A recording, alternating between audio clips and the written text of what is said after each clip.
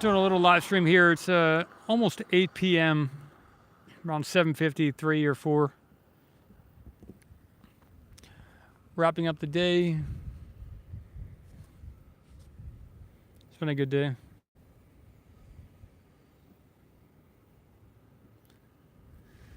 So it is Sunday evening. Maybe start of a new week is tomorrow.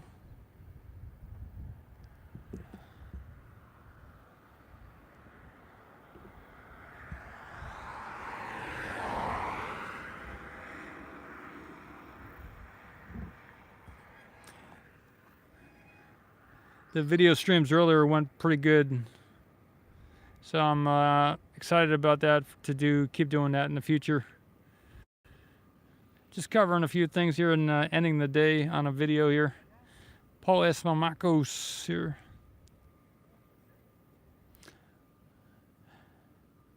There were some, and there still is. Okay, yeah, to the left, I'll use my hand. Right over there is looks like the top of a booster. Antoine, good stuff.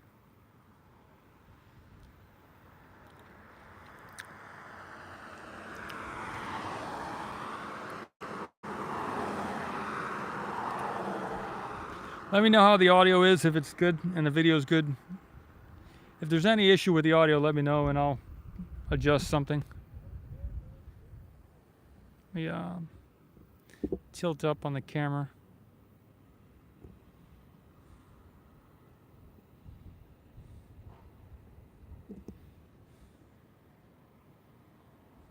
Kind of the main gate here at the build site, about 2 miles from the launch site. Good. Thanks, Jose.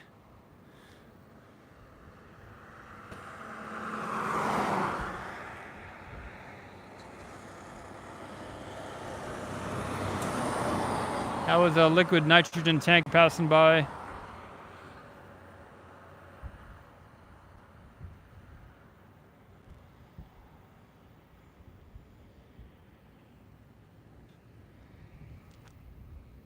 Going to Brownsville in that direction.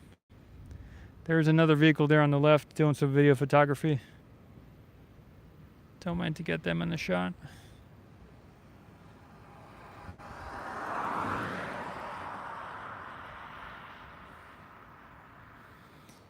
If or when there is something worth checking out here, and if I have all my stuff together with batteries and everything, I'll do the Nikon camera from here.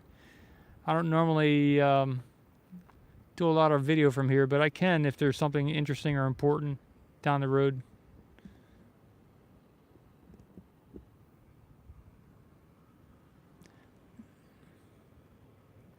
Just in that, in the Mega Bay, the second one in is where they got the Booster 7 in the bigger, higher, wider, better, higher and wider bay.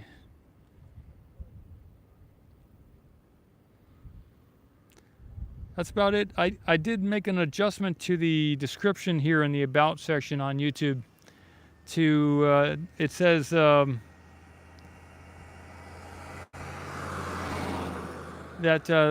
one of the main focuses for the channel is long form videos. So I do videos which are kind of longer in length and not so edited, or it's not like one thing after another, awesome thing after another from a whole day. I don't really do summaries of days, or I haven't as of yet. I do more sitting on the site and taking a look at what's really going on, and so mine are more kind of continuous long stream videos.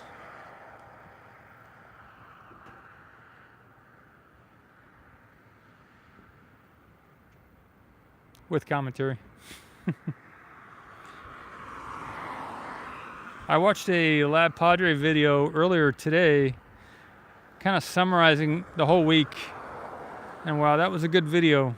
They got a lot of stuff in that video. They have a lot of cameras too, so they can pick and choose between shots. They got a lot of people, I believe, as well. On the credits of that video that I watched today, there's like 8 different people working on that video. It's good stuff. So right now it's just me. So I'm doing the long form videos.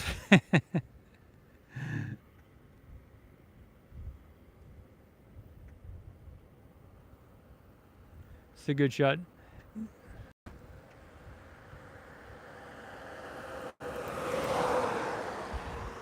There have been other people in the past, but they dropped out for one reason or another.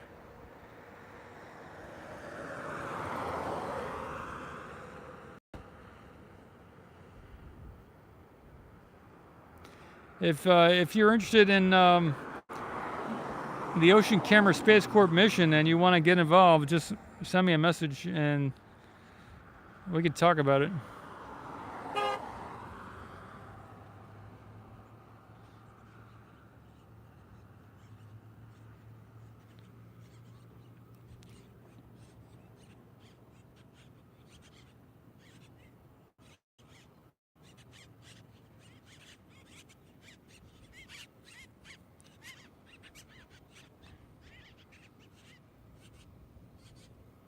I'm invested in a few things, and if those things go back to where they were in price, I'll be a multi-millionaire of the maybe $200 million to my name. Right now, I'm in the broke house because I'm heavily invested, fully invested. But if the market turns in a certain direction, I will be able to take this mission forward for real in a much bigger way.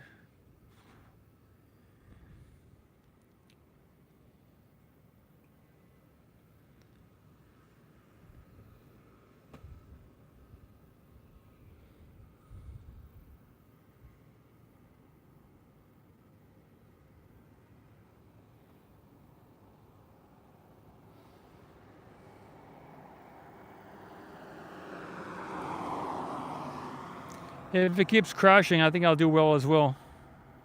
I've positioned myself so if it crashes, I haven't said which market I'm talking about, but if it crashes, I'll do very well, I think, as well. So if it goes up, I'll do well. If it goes down, I'll do well. So it's called short and long. Get them both, and you're covered.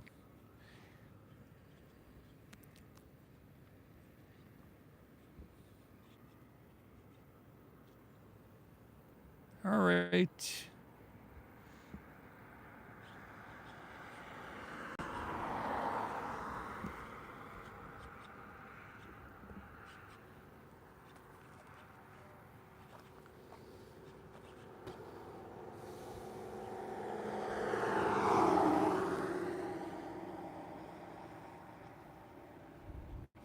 There was a guy named David Adair who was like a rocket guy from the 60s and 70s who built a rocket which went out of the atmosphere faster than the speed of sound. And he was saying a couple of years ago that he had been in chats with the Saudi Arabians and some of the United Arab Emirates, the kingdom over there, and pretty much the Middle East, different space agencies in the Middle East, and they wanted to do a space program, and he was all ready to do it, and they were going to give him like more money than NASA ever had, and they were going to go do it, but so far he kind of dropped out of the spotlight here, and I haven't heard him talk for quite a while, but some of these missions require a lot of money, so if I ever make a bunch of money, I'll be able to look for him, and maybe he'll join my the Ocean Cam mission here, and we can change the world together, if he's still alive at that point.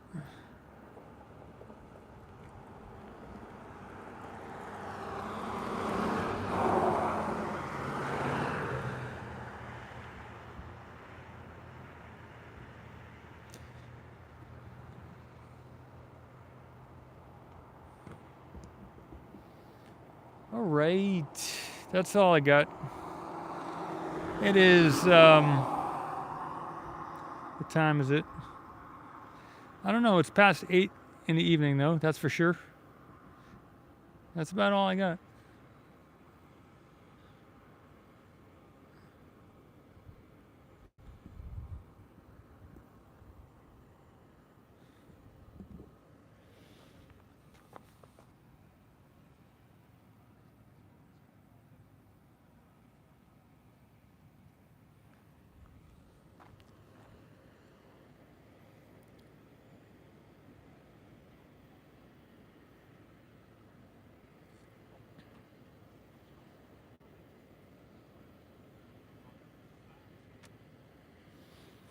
All right, in the next probably 6 minutes, I'll wrap up the show here. I'll just keep it on a zoomed in shot, I guess. Maybe that'll be worth something here. Get a zoomed in shot here. Cover some of the. I kind of came to the thought that there are two types of video, I guess.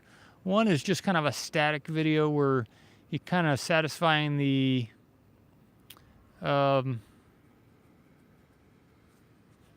kind of the passive type of camera footage. And then the other is where you're actively moving stuff around, trying to get the best shot and everything else. And I mostly do the active type of camera stuff. And that's what I've been shooting for all along. But I could easily, it would take more cameras and more protection from the sunlight and the weather, etc. But I could do more of that just passive kind of truck cam kind of stuff that some of the other outlets do. Down the road, though, it takes money to do that kind of thing, and I've always been prioritizing the active video.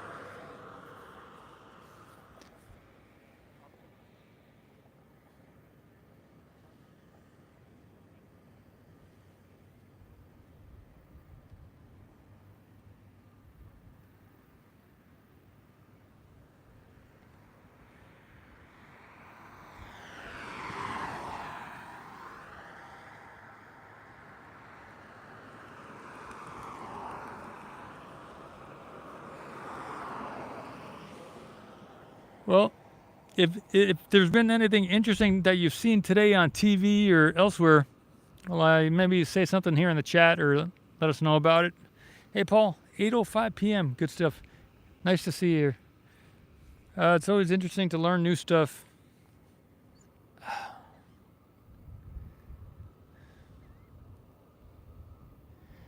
Earlier, I was giving some kind of personal advice on what I do in regards to health.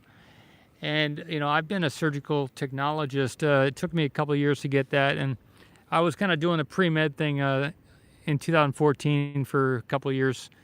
And so after I became a surg tech, I could assist in surgery with instruments, to giving the plastic surgeon or the doctor or the general surgeon the different instruments during the surgery. And I was thinking about doing like a video summarizing all the different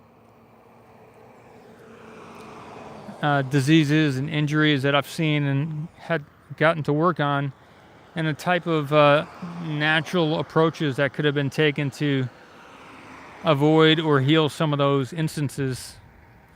It's pretty interesting.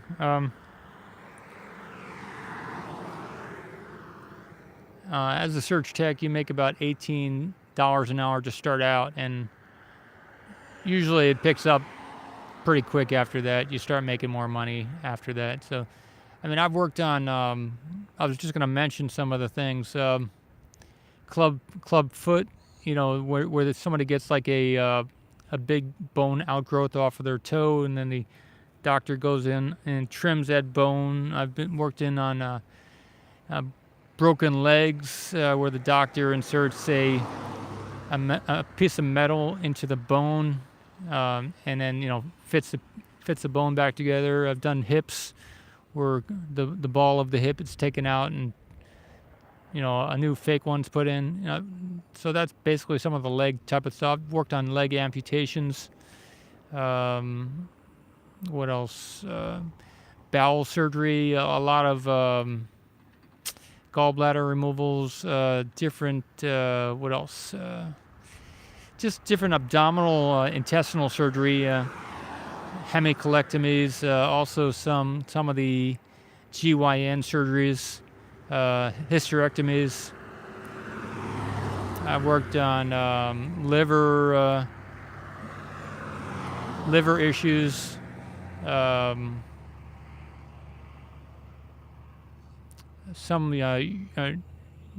urogenital, where you're doing laser surgery, some of these stones, kidney stones, and other stuff in the ureters.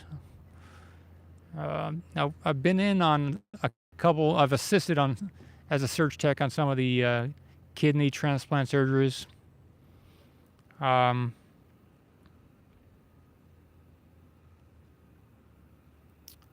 What else?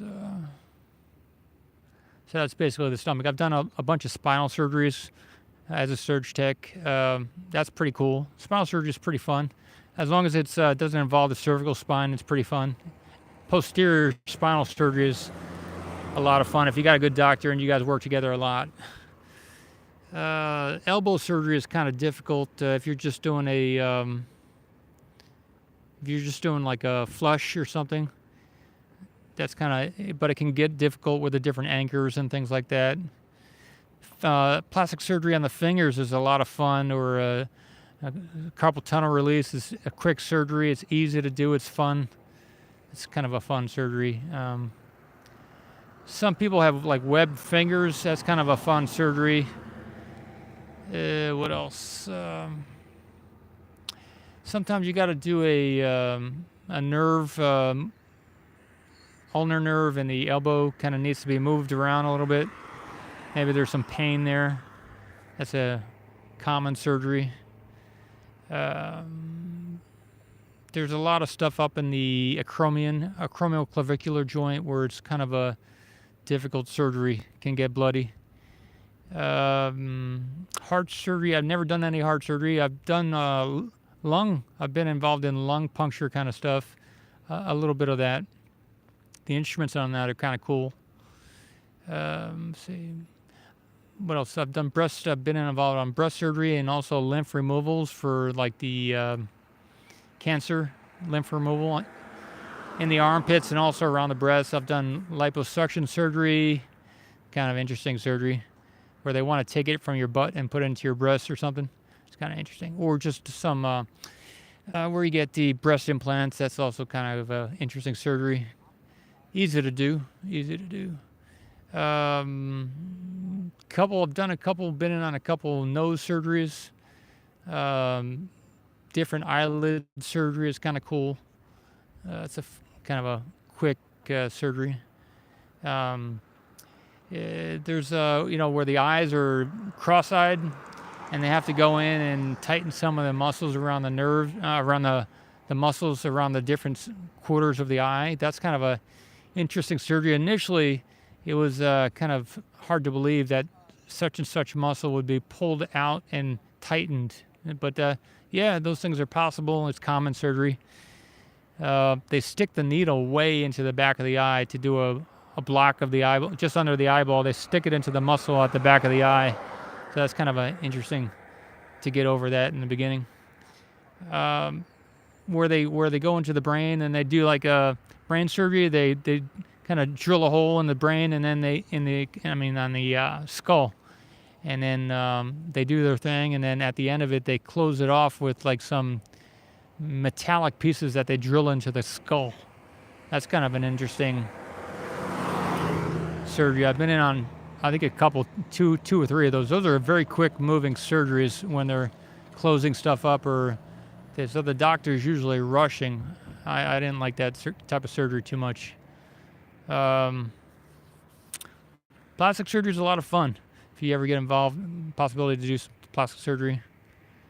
When it comes to arterial arteries and veins and doing replacement arteries or veins, that's kind of my experience with that is the doctors on those surgeries are pretty tense because they're dealing with the actual blood in the body, and if they mess up, then the person can bleed out, and then it's a bad deal. So they do they cut the circulation in an area with a I forgot the name of it, but they cut off the whatever limb. If it's a limb, then they can easily just stop the blood flow to that area for an hour or two. They can trim and then sew a new artificial artery or vein into place, and then open up the blood flow to the area, and then hope it's good. But they can test it before they actually open it up, and before they release the circulation, they can test it with a bulb of saline or something like that. So what else? What else kind of surgeries are there? Eye surgery. Okay, so the reason I'm saying this is there was somebody who mentioned about their partner was losing eyesight. And I just want to say that the eye surgeries are really fast, and they can be very fast and easy to do. Whether you need laser surgery, I never really worked on laser surgery. I got laser eye surgery over 20 years ago in both eyes, so it worked for me, the laser surgery. But I've assisted in eye surgery for about 3 months, for over 3 months, and whether it's glaucoma, where you're losing eyesight due to stuff in the eye, they can easily just make a slit inside of the eye and suck up any extra stuff in there, and they can scrape it out. And then if you need a new lens, they can just pop in a new lens and you're good to go. And that's about a 30-minute surgery. So it's a very life-changing, and it only takes about 30 minutes. And then they can 30 minutes per eye, So it's a quick and good surgery. Sometimes you have some kind of fluid from the back of the eye getting into the front or something, some kind of stuff like that. And that's a more complicated surgery, because they're going to have to they're going to have to take a laser and kind of maybe they'll try and get the retina to stick to the back of the eye again with some laser surgery, trying to almost like cauterize the back of the eye together or stuff like that. Or maybe they have to replace some of the fluid or something like that. So that can get complicated if it's going to be something in the back of the eye, but it is still possible. But if that's due to diabetes or type 2 diabetes, type 2 diabetes can be healed in 30 days with the right diet and with a good doctor who knows about healing, about curing. And a lot of doctors don't know anything about healing or curing.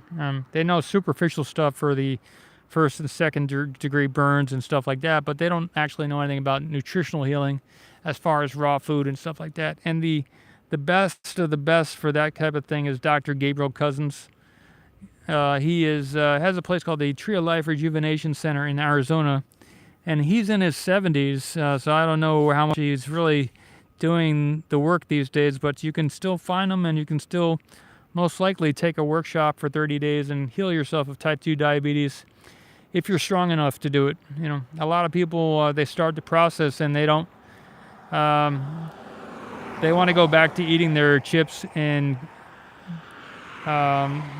they just can't stick it out for 30 days maybe they want to start drinking some more of their alcohol or something like that. So anyway, the point is that there is a cure for type 2 diabetes, and whether you have a foot that needs to be amputated, or fingers that have to be amputated, or some other type of thing, or maybe your eyeballs are starting to go blind due to the diabetes. If it's type 2, that can be cured, and it takes 30 days. And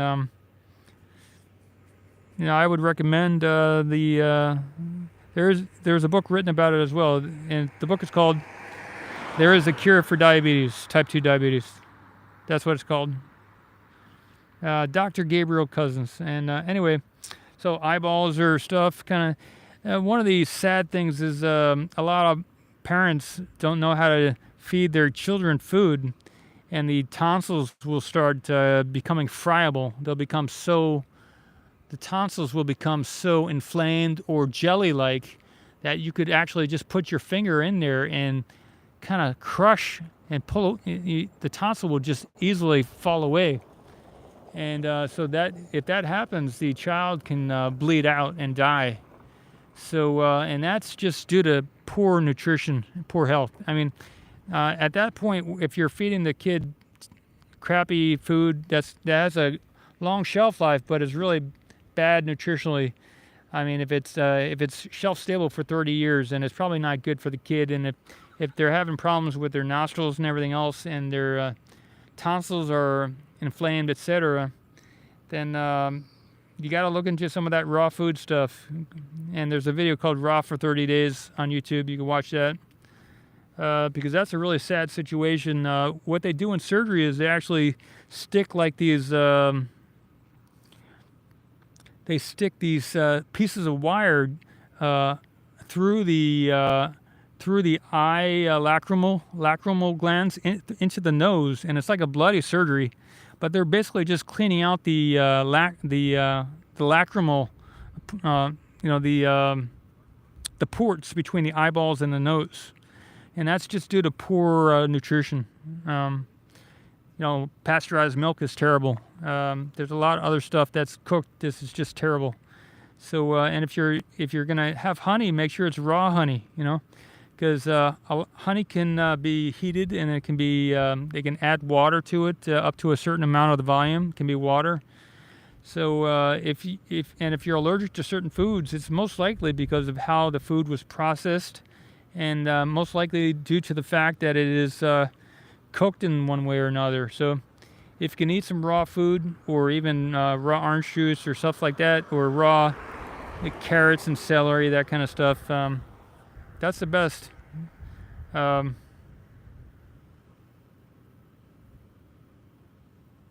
else can I say?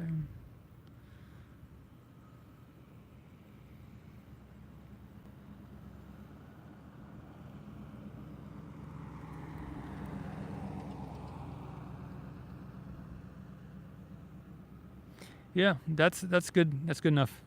All right, zoom out here, take a look at the site. If you have any interest in medicine, I'd say, if you're helping people, that's a good thing. But if you want to heal people, check into the raw food stuff.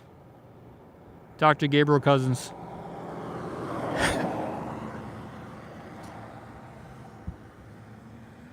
Oh, we got a cat on site. Look at that, everybody. I'm going to zoom in. That is unusual. At least for me to see. That is good. There we go. Little cat. I want to see where it goes.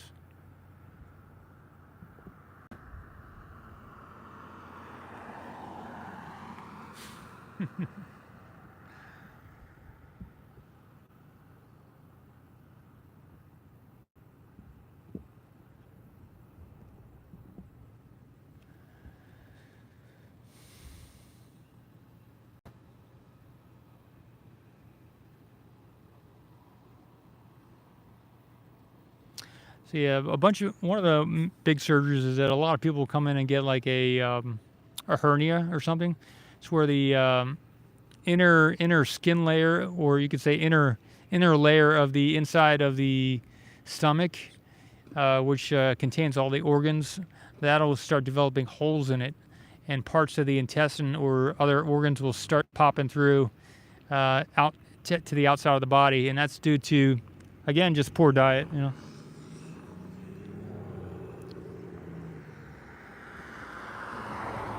So what they'll do with that is to take some mesh, laparoscopic surgery, and they'll just staple or glue some mesh to the inner wall of the chest or of the stomach, or not the stomach, but the outer, the skin which covers your skin from the outside. There's an inside to that skin, and they'll just tack that mesh onto there and call it a day. And hope that the skin, that the body will grow into that mesh and hold it in place. It's kind of a sad surgery. I mean, if you like coffee, just know that that's probably going to lead to some type of, in the grand scheme of things, if you're not only doing coffee but you're eating crappy food, it's gonna affect the internal environment and may lead to some type of hernia or something like that. Coffee is one of the worst things that you can drink. I think it damages every organ in the body. So a lot of hospitals serve coffee, amazingly, even to their staff, and that's because they want them to work quicker. But it's actually causing terrible damage to the body from a nutritional standpoint. If you're doing it every day, really bad for the kidneys too.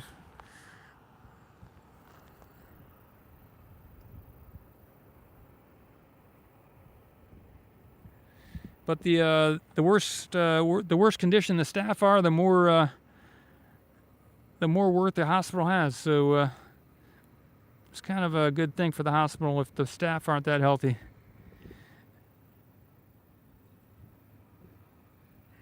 It's called a repeat customer. That's a repeat customer. Poison always is a dose, says Andre. Good stuff. A little poison every day doesn't hurt, right? Yeah, it's the cumulative poison that's... yeah, I got you, Andre.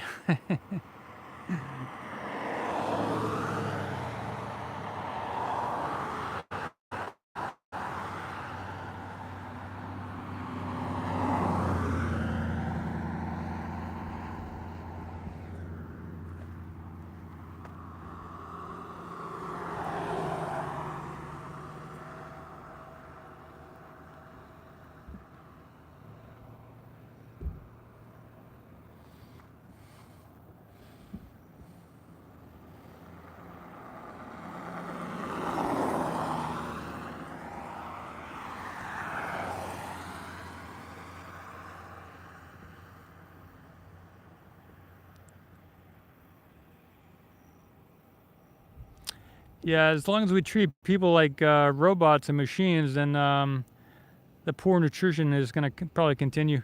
Thanks, Sir Chris. Thanks. You know, people aren't machines, so you know, you can try and use some WD-40 to help your body out, but it's not going to make the creeks any better. if you've got some torn. This is kind of a wellness show here. If you've got some torn, I forgot the word, labret or something like that. If some of the joints have torn, I forgot the word, then WD-40 is not going to help it. Hey, Helena. You're going to have to go in with a burr and trim some of the excess. Good, Elena. It's been a good day. Thanks. That shofar was great. Thanks.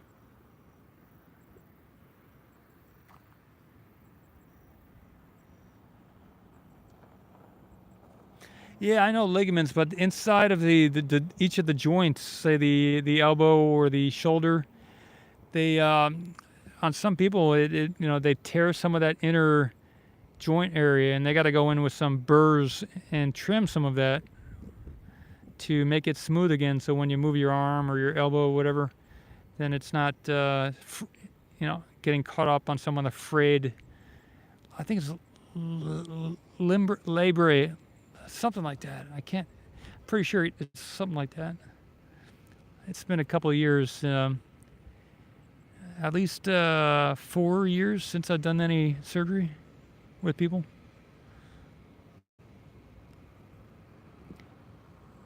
Yeah, gristle. Yeah, it's not the word, but that's good.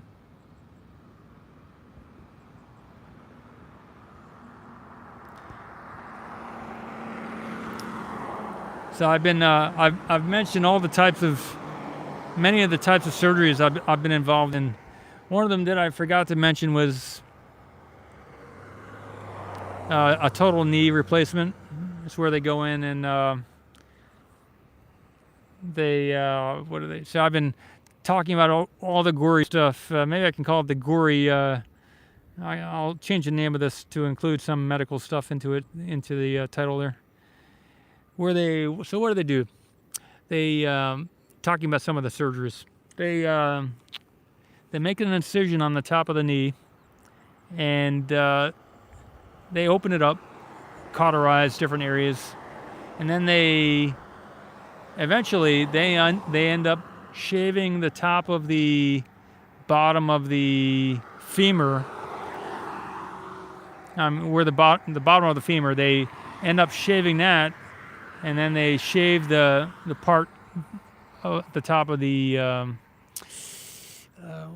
what are the two words? It's the femur, and the bottom. The patella is the kneecap, and then you got the tibia and the fibula. So the tibia, they shave the top of the tibia, and so that they can put on the pieces of metal, and then they it's a pretty gory surgery, but it is relatively it's a good surgery compared to a shoulder or a hip surgery. The knee surgery is kind of a easier surgery.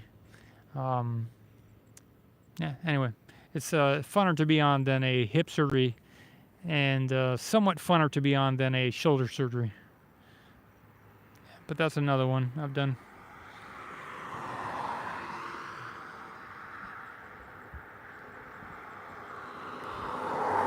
All right, if you're new to the channel, consider subscribing. I don't always talk about medical stuff, but I did on this one. My name is Paul Mamakos. I do a long form video, and I like to chat as well. So.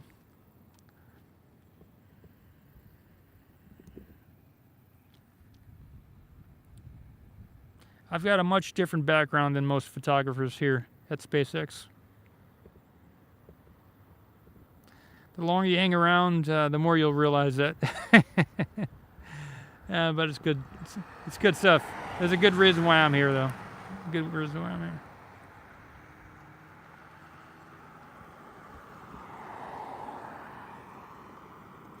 All right, with the change in light, we're getting to see a little bit more of what's back there. Toward the back there. Let's see. If any of you have something to say, then go ahead and we can chat about something different or better. But I'm filling in some of the time here with this.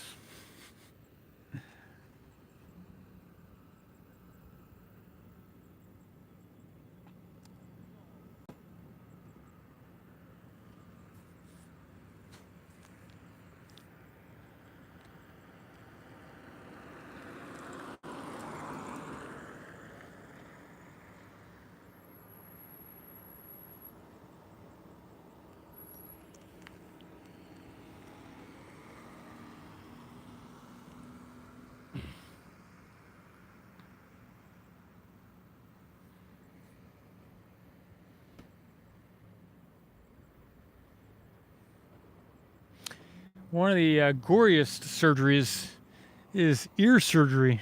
You know, when they're messing with some of the those three stapes and the three bones in the ear.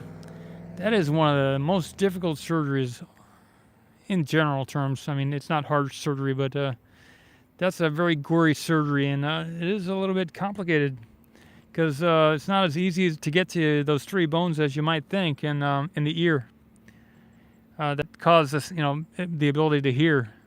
So that is, I've been in on that surgery several times, but it's I never really mastered it or fully understood each step of that surgery.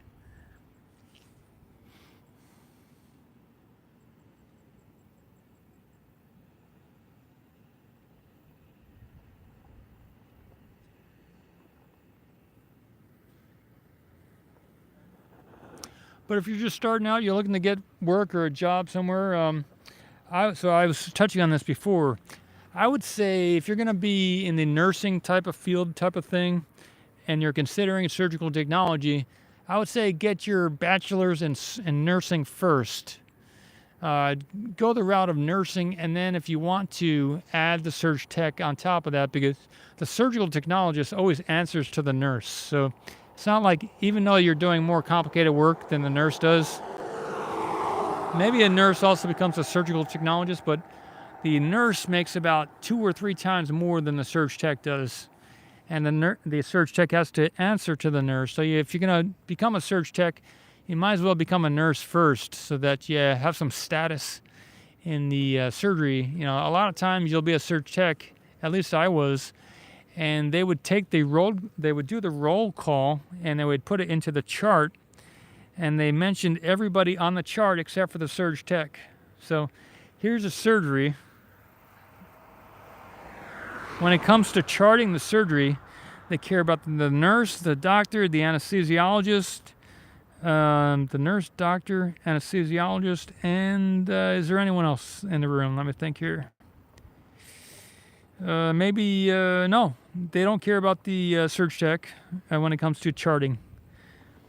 So that's just a small instance of why you would want to become, if you're going to become a nurse or surg tech, become a nurse first. If you're thinking about becoming a doctor, that's a different route. That's if you can pass the my big thing was always the organic chemistry. Didn't make any sense to me, so I passed. There are two stages of two classes of organic chemistry, and when it came to the different the second class of organic chemistry, I passed the first one, but the second one where you have to memorize all these different, I can't even remember the word for that, the different reactions for these strange reactions.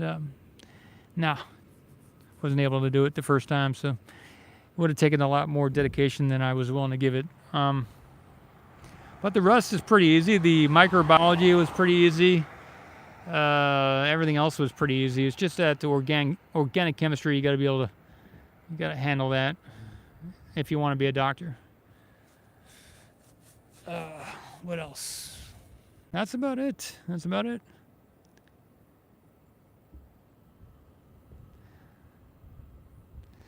I guess going forward, I'm gonna do some more of that. I think today the Nikon camera worked out really nice. I'm charging the batteries right now for that to do it some more.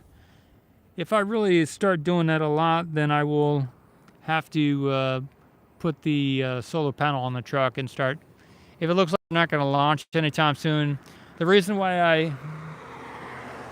I took the solar panels and all that stuff and put it at the remote camera site is to be for launches and stuff. So that's what I spent my time over the last several months this year doing that, getting ready for the launch and having that set up. So that's mostly set up except for the connection to the internet is sketchy. I could use my phone like I've been doing today and do that, but it's not the best situation, but that is a solution. But at the moment, all my backup battery packs, marine batteries and big solar panel and inverter and charger are currently at the remote camera site. So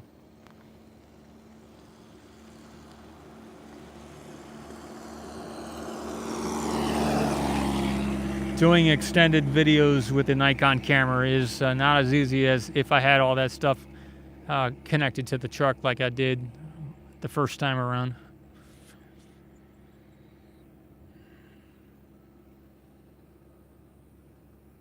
If I had a second solar panel, that'd be a different story, but I don't. So what I'm looking at going forward is to see if that land's going to close. I'm waiting on a title company to see if they can get that finished. And then that'll be a step toward that happening. So that's my next biggest thing besides being here every day and doing what I do, you know. So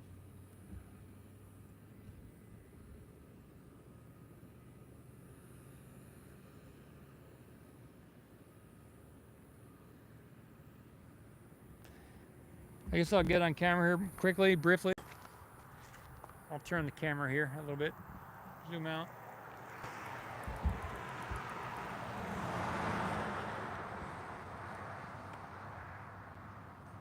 Happy Sunday.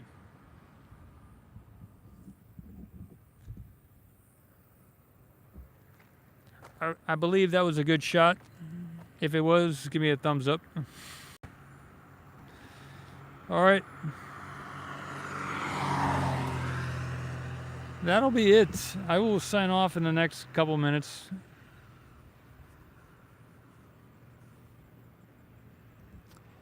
Thanks. Happy Monday, Helena. Let me see. Andre says when they start to launch, they will do it every month. Yeah, hopefully. They could do, I think, 10 a year. I don't know if that's for the rest of this year or every 12 months, but that'd be great. Wouldn't that be awesome, huh? If they started launching once a month, or down the road maybe every other week, every 2 weeks, right? If they get permission to do more, right? That's gonna be something when we get there, if we get there. It'd be great.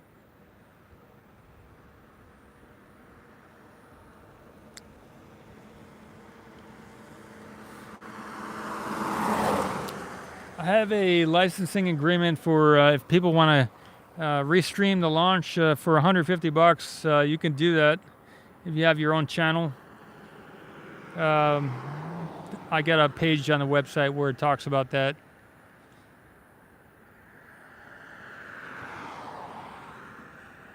It's really a good deal. Nobody's taken me up on that offer yet, but it's still up there on the website. And that's the situation with what I produce. And if anyone also wants to have their camera on the remote camera site, if or when that closing happens, I'll own the land at that point, and then I could rent out a little section of it for you to put your camera on it as well for maybe $200 a month or something like that.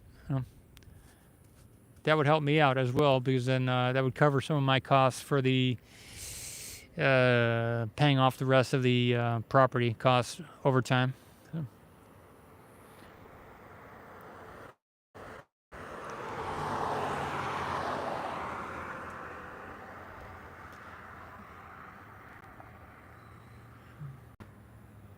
Anyway, I'm going to sign out from here at SpaceX South Texas launch site. The year is 2022. The time is 8:39 p.m. or so in the evening on July 17th, 2022. The place is Starbase, SpaceX South Texas build site. The planet is Earth. The dimension, I don't know what the dimension is. To be determined.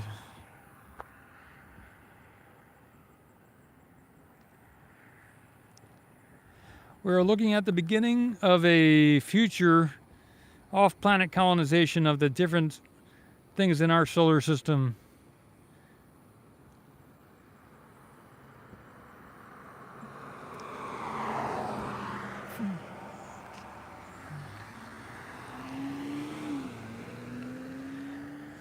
This is the why behind this is to make life multiplanetary, I believe.